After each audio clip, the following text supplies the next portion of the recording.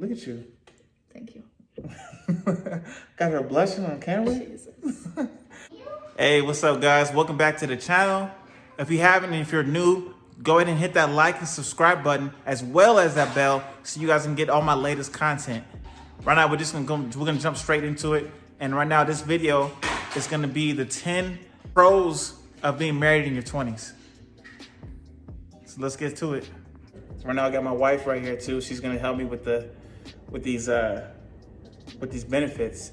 You know, so what better person to do that with than my own wife? Mm-hmm. So let's get right to it.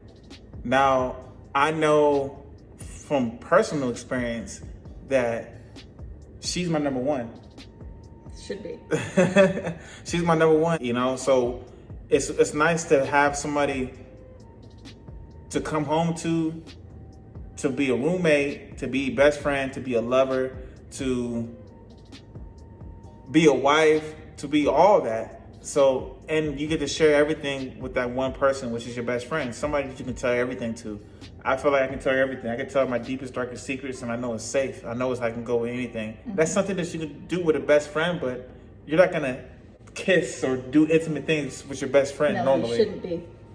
So, I mean, I don't know how you feel about that. Do you feel like, are you on the same page with me as far as that too? Yeah, as much as people say that they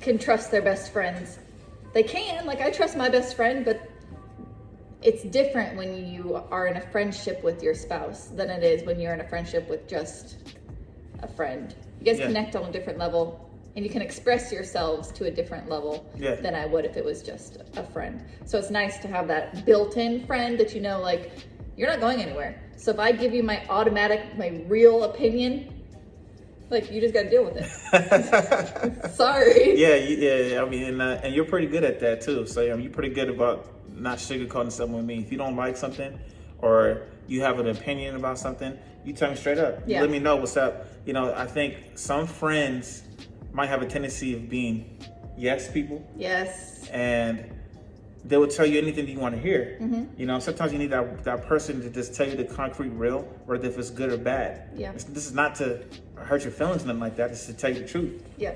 So. I agree. Yeah. So, man, so for me, I wasn't the best person when it came down to shaking her head. I wasn't the best person to get in a relationship back then, or anything like that, because I still had tendencies of showing that I wasn't ready and fully committed. And you know, during past relationships and stuff like that, and it was evident. You know, I haven't been the most faithful man or the most committed or anything like that, and I struggled with that through a long time, for a very, very long time. I think being a man, you know, I think a lot of men might struggle through that. You know, they want to have that bachelor mentality, and you know, try to like be with the most women that they could possibly be with, and all this and that. There's nobody else that can tell you when you're ready but yourself. It's something that you have to feel on your own. And luckily, when I met my wife, I was there. I was ready. I was like, this is it. I'm not ready. I'm not trying to mess around. I'm not trying to meet the next person. I'm not trying to do this again. I'm not trying to do that, you know? So I was ready. I was ready since the moment that I saw her. I knew that I want to spend the rest of my life with. So, I mean, that's my experience on that. Yeah, I think everybody believes that they're ready to settle down, and they do, in a way, settle down in their other relationships. But for me, it wasn't until I knew I was going to marry him that I was ready to settle down. Like, yeah, we were in a relationship and we were committed and faithful to one another, but getting married that's a permanent thing. So like, at that moment I knew, yes, I want to marry this man, so I'm ready to settle down. I'm ready to stop partying. Bless you, baby. At that time when we were dating, I was going out a couple times a week, still with my friends, still doing this, still doing that. Yeah. He was too. Yeah, I was there. I was still doing my own. Yeah, we were faithful. Mm-hmm. Well, I was. don't say that. I was faithful. Okay. 100%. I was, but you know, I was still going out. I wasn't ready. I'm like, yeah, whatever. He already had kids. So to me, that life was separate. Like there was me and then there was our relationship, and that's all that it was a relationship. So when we decided like, yeah, this is going further, we're gonna get married, you automatically get ready. So if you are gonna get married to somebody and you have this fear of settling down, then you shouldn't be married.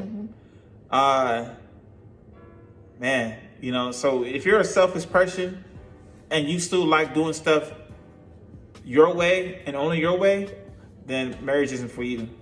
But if you're ready to learn how to compromise and be able to sacrifice, so being married, especially in your 20s, you know, is you're doing a lot of sacrificing. So if you want to still do what you want to do, but that person has an issue with it, then come to a compromise. So let's say that, you know, let's say you made an agreement to go out with your boys or something like that, you know what I'm saying? And you just decided that you're just going to want to come home at your own leisure. Like, no, obviously she's not going to be happy with that. Yeah. So come to a compromise and figure out, okay, what's the guidelines? All right, I want you home at a certain time. See if, text me when you get there. Whatever the compromise you want to do, just make that happen. Communicate with your partner.